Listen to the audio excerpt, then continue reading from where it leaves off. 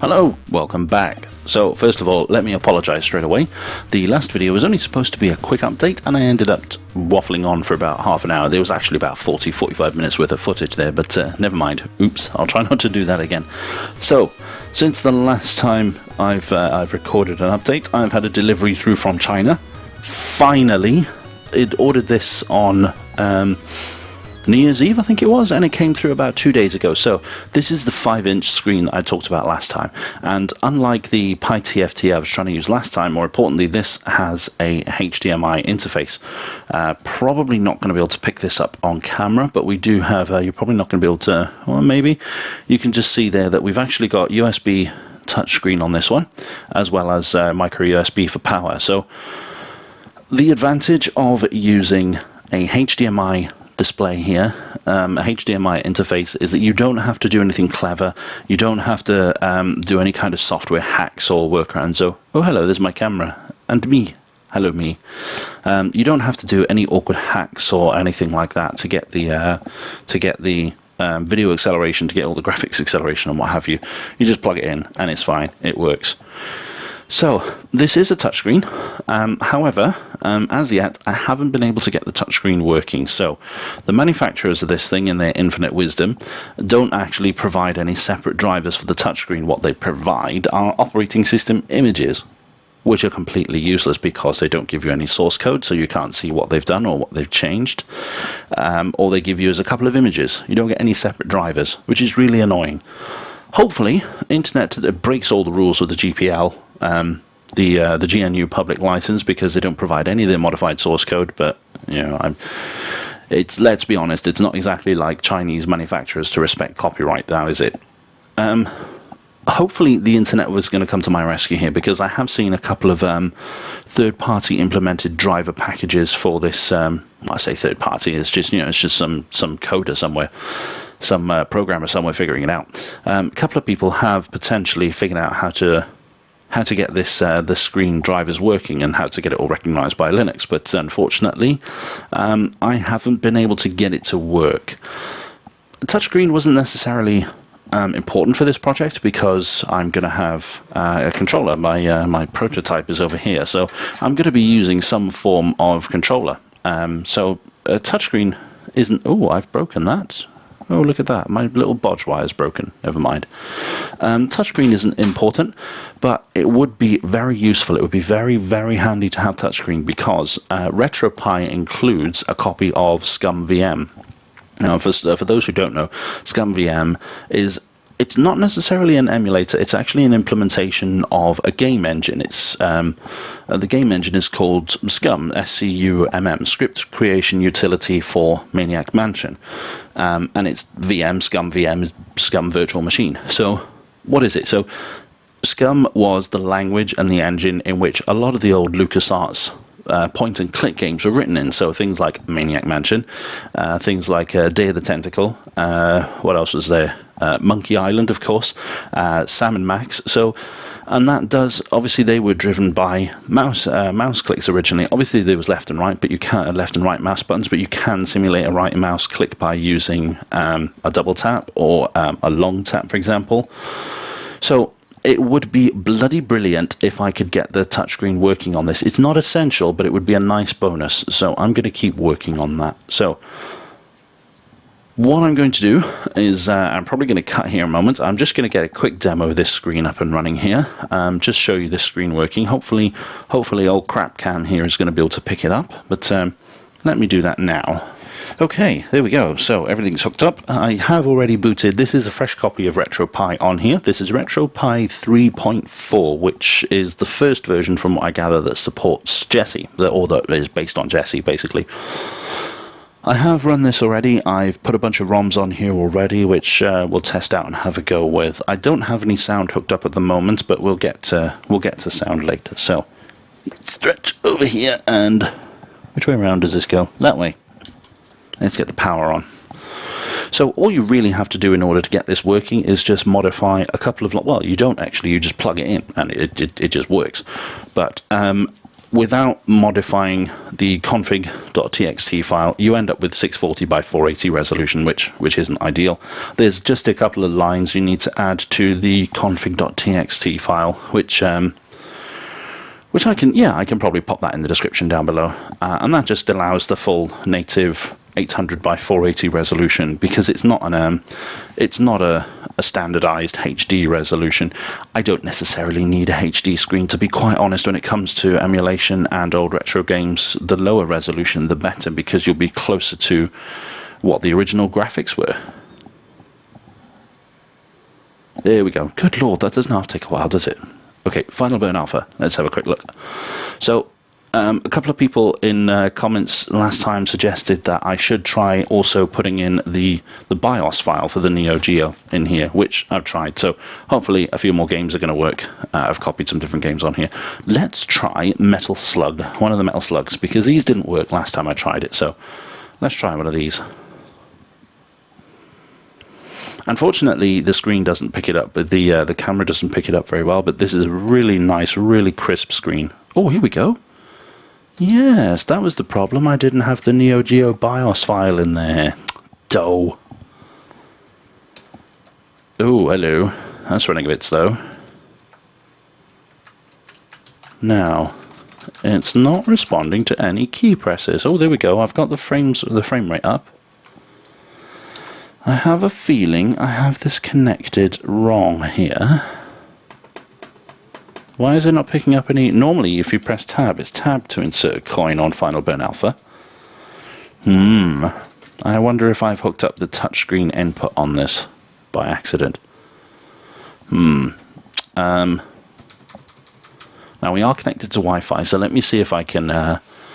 Just go over to my main computer here and terminate this session. That's not good.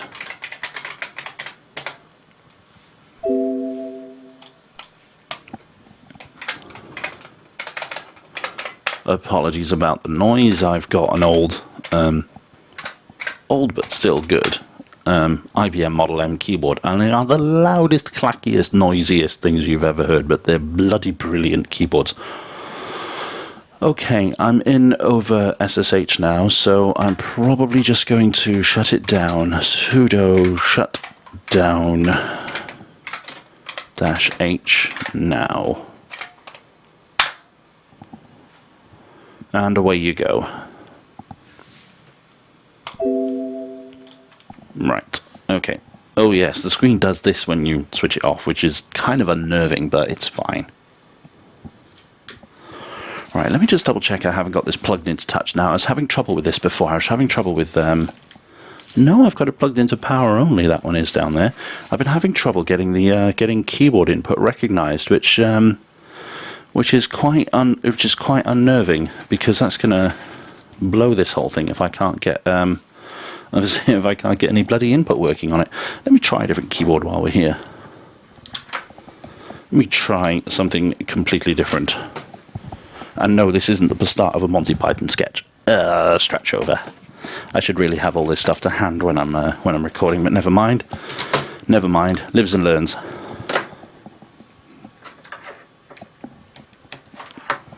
Okay, and get the power in.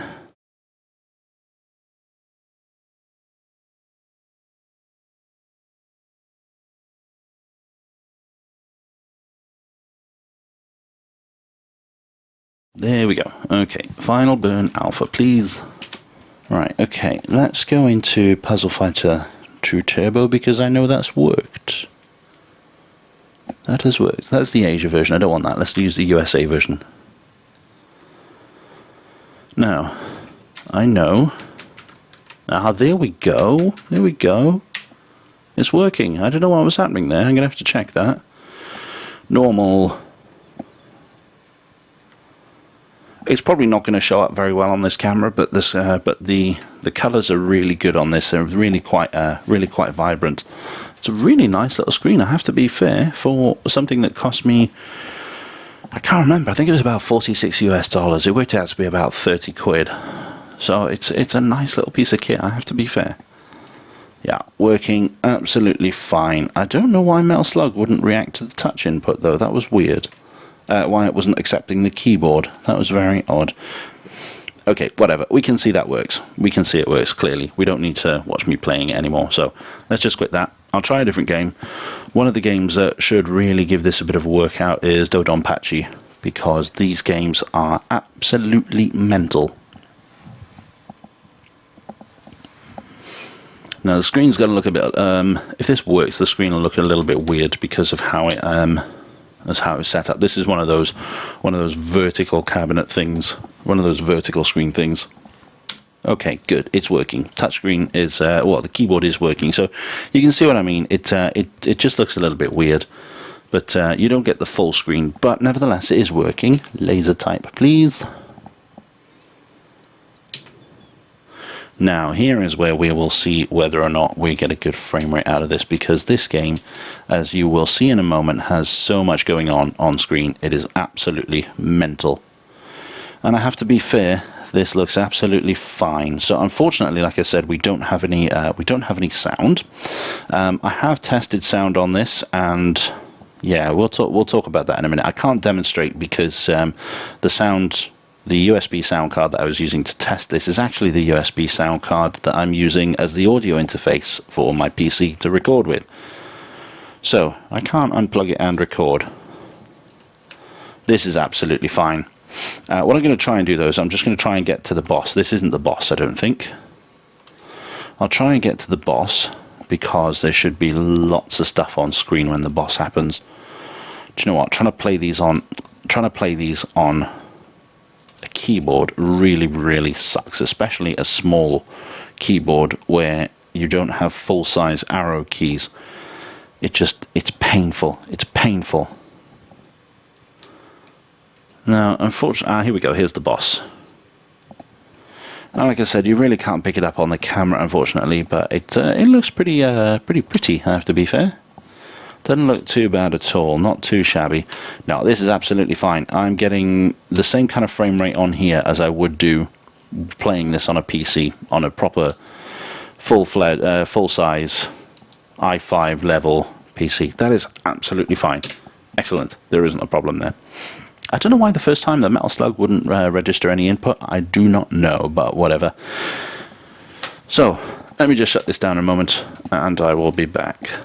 Okay, and we're back. So, what's next then? What do I need to do next? So, what I've said in a previous video is that I'm going to try and build a completely custom case. So something which looks a little bit like the what's that thing called? The Wii U gamepad. And I'll flash up a photo here just so that yeah, well, you probably know what the Wii U gamepad looks like, to be fair, but there it is anyway. So. What that means is that, so this is you're gonna have the screen sitting in the middle here, and you're gonna have controls sitting on either side of it.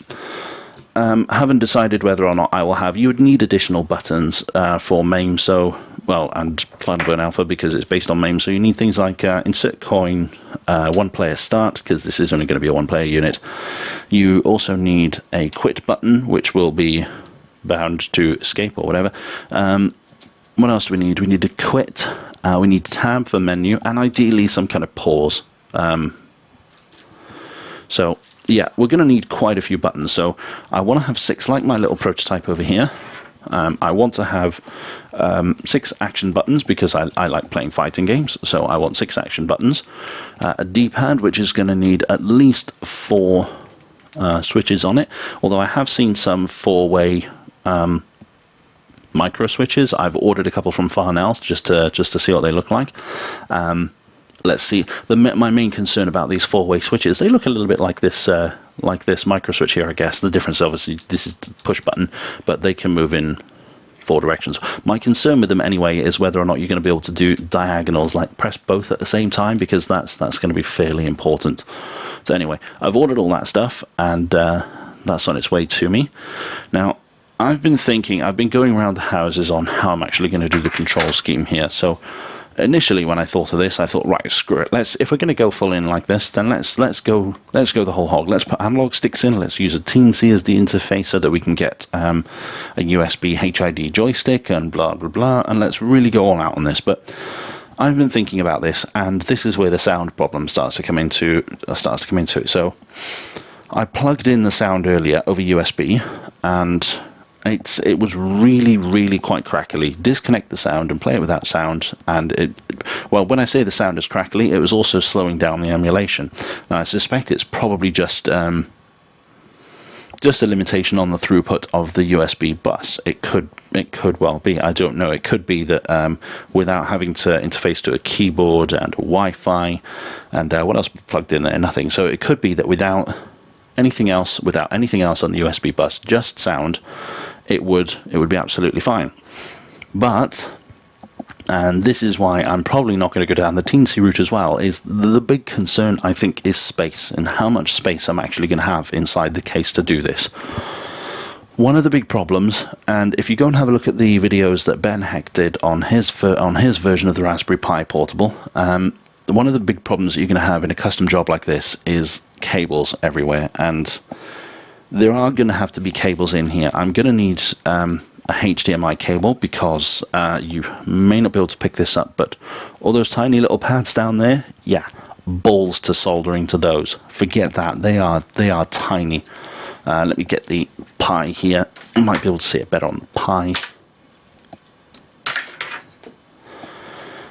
No, you probably really can't see it any better on the Pi, to be honest, but those tiny little pitch connectors down there would have had to be soldered to if I was going to go down the road I originally wanted to go down. And then the same for the USB connectors as well. They're probably about the same kind of pitch as the micro HD, as the mini HDMI here. So I have decided, screw it, because I've never soldered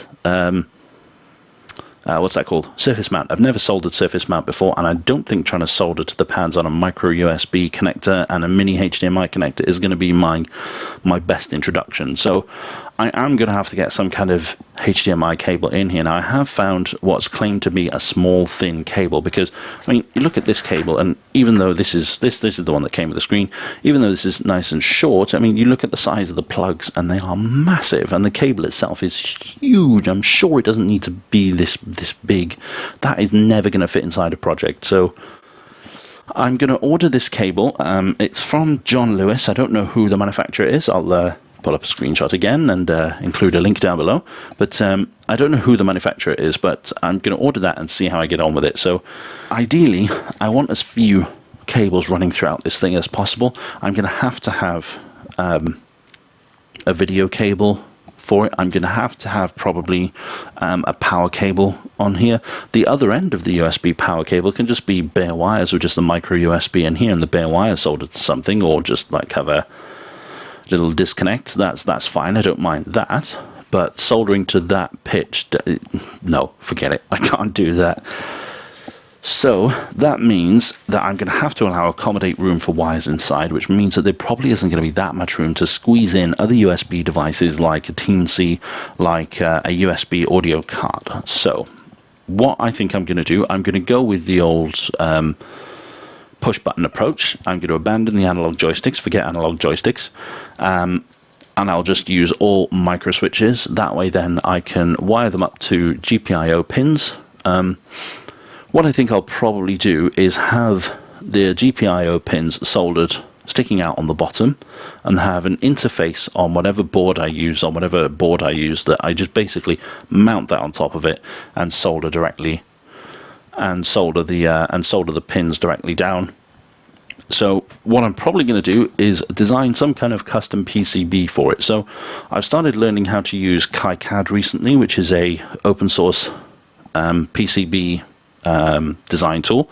I've got these little printed circuit boards. I've got these little PCBs made up from, you'll probably, if people are familiar with it, you've probably recognized them already as being OshPark, because they do $5 per 1 inch squared, and it's dirt cheap, and they're nice, neat little things. And this is a really basic circuit. This is just a 555 timer powered by a coin cell, just a flash and LED, and that's all it does, and hence why it's called blinking lights. But what I will do next, I think, is I need to design a custom PCB which is going to house all of the controls. It's probably actually going to be split into two, to be honest. So over this side here, we're going to have. So if you imagine you're holding this in your hand, you can have your D-pad over here. You can have your your action buttons over here, and then across the top, or maybe down the bottom, you're going to have a row of buttons for auxiliary controls.